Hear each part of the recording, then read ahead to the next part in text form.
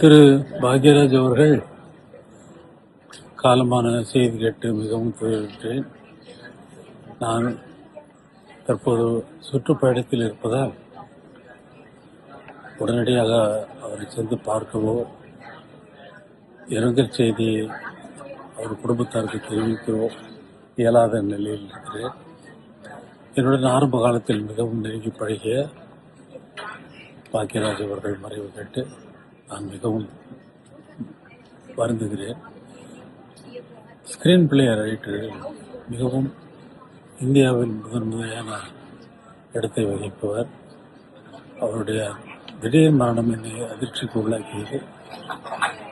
உடனடியாக செய்தியை தெரிவிக்கவும் எனக்கு பயணத்தில் இருந்ததால் தெரிவிக்க இயலவில்லை.